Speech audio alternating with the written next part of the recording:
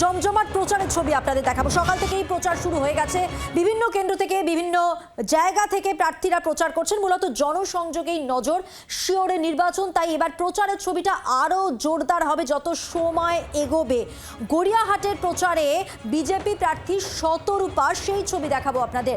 বালিগঞ্জের BJP প্রার্থী শতরূপা তিনি পৌঁছে গেছেন এলাকায় এবং জোরদার প্রচার শুরু করে দিয়েছেন। আর যেমনটা বলছিলাম, প্রত্যেক ক্ষেত্রে আমরা দেখতে পাচ্ছি প্রার্থীরা মূলত জনসংযোগেই যোগ দিচ্ছেন। কি করছেন শতরূপা, প্রচার কর্মসূচি তার কতটা জমে উঠেছে সাত সকালে, জেনে নেব। সরাসরি রয়েছেন প্রতিনিধি অয়ন ঘোষাল তার কাছ থেকে। অয়ন,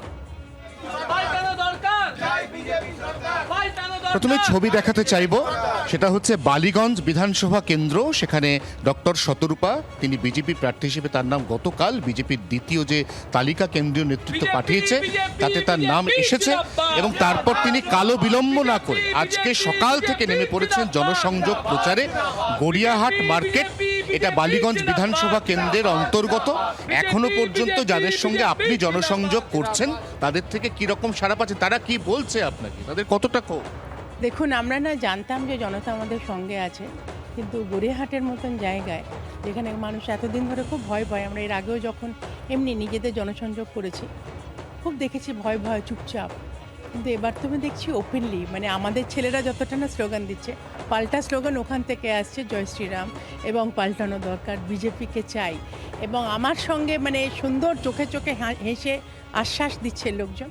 তো আমি তো খুবই উজ্জীবিত।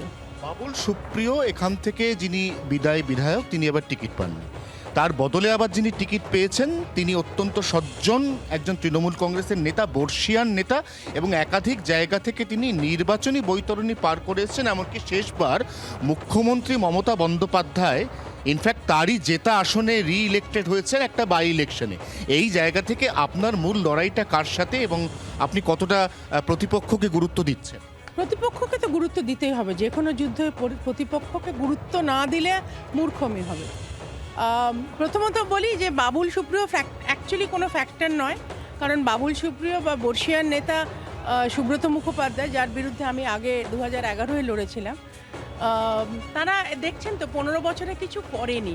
বালিগঞ্জে আমি 2011-এ ঘুরে যা দেখেছিলাম এখনও একই জিনিস দেখছি।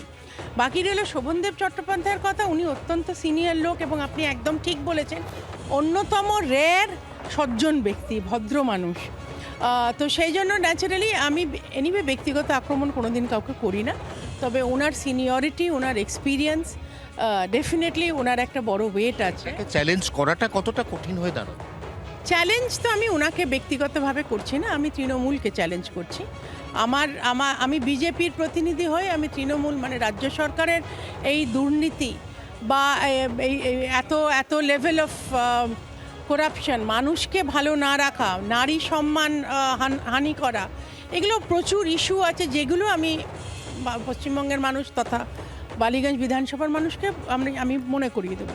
সঙ্গে সঙ্গে আমাদের যেটা ম্যানিফেস্টোর মধ্যে কলকাতার জন্য স্পেশালি আরবান রিজুভেনাইজেশন, মহিলাদের সেফটি, একটু পরে যেগুলো আমি ঘুরবো, ইন্ডাস্ট্রিয়ালিস্টরা থাকে যেখানে, সেইখানে ইন্ডাস্ট্রি যে আমরা নতুন করে আনবো, এই আশ্বাস দেওয়া, ল অ্যান্ড অর্ডার একদম টেনে সিধে করে দেবো, পুলিশকে ফ্রি হ্যান্ড দিতে হবে, পলিটিসাইজেশন বন্ধ করতে হবে, এবং আমাদের কার্যকর্তা নেতা সকলেরই একটা ক্লিন ইমেজ আছে বিজেপি।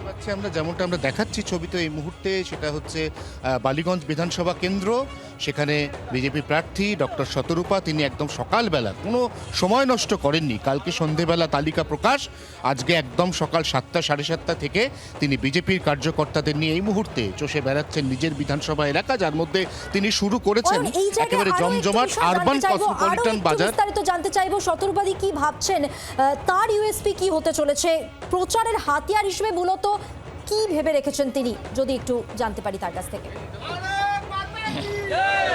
হ্যাঁ, যদি প্রশ্নটা আরেকবার করো। অয়ন, আমি জানতে চাইবো যে বাকিদের থেকে, বাকি প্রার্থীদের থেকে তিনি কোথায় গিয়ে নিজেকে আলাদা করবেন, প্রচার কর্মসূচিতে নতুন কিছু ভাবনা কি তার রয়েছে? নিশ্চয়ই আমি জানছি এই প্রশ্নের উত্তর। আমাকে স্টুডিও থেকে আমার সহকর্মী প্রশ্ন করছে যে বাকি এখানে যারা প্রার্থী রয়েছে তার মধ্যে শোভনদেব চট্টোপাধ্যায়কে নিয়ে তো কথা হলোই, এখানে বামফ্রন্টের তরফে একজন তরুণ শিল্পী, সংখ্যালঘু মুখ, তাকে প্রার্থী করা হয়েছে। বালিগঞ্জে কিন্তু বরাবরই একটা বেল্টে সংখ্যালঘু ভোট একটা বড় ফ্যাক্টর, এবং এটা বলা হয়ে থাকে যে সংখ্যালঘুরা নাকি আপনাদের সঙ্গে মানে বিজেপির সঙ্গে নেই। এইটা কতটা কাজ করবে ফ্যাক্টর? দেখুন, আপনি একদম ঠিক বলেছেন। বালিগঞ্জে প্রায় 79% সংখ্যালঘু। অফিসিয়ালি আপনার কাছে 64% এরম একটা রেকর্ড আসবে, কিন্তু আমি তো এত বছর ধরে বালিগঞ্জেরই বাসিন্দা, বালিগঞ্জেরই মেয়ে। তো আমি আশা করব যে তারাও মানে মুসলমানরাও এবার অন্তত বুঝতে পারবে যে পশ্চিমবঙ্গের সরকার বা তৃণমূল তাদের ওই দুধেল গরু, তেজপাতা, ছেঁড়া চটি এইসবভাবেই তাদের রেখেছে।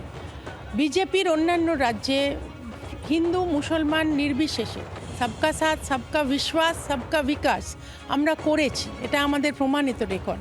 তাদের আমরা মানুষ বলে গণ্য করি।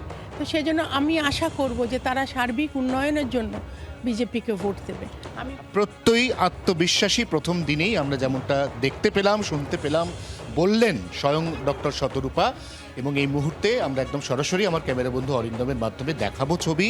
সেটা হচ্ছে গড়িয়াহাট বাজার, তার অনেকটা অংশ ইতিমধ্যে ঘুরে ফেলেছেন প্রার্থী, আরও বেশ কিছুটা অংশ ঘোরা বাকি। আজকে প্রথম দিনের প্রথমার্ধের প্রচার তিনি বেছে নিয়েছেন সদাব্যস্ত গড়িয়াহাট বাজারকে। ধন্যবাদ অয়ন। বাংলার আওয়াজ, বাঙালির আবেগ, জি 24 ঘন্টা।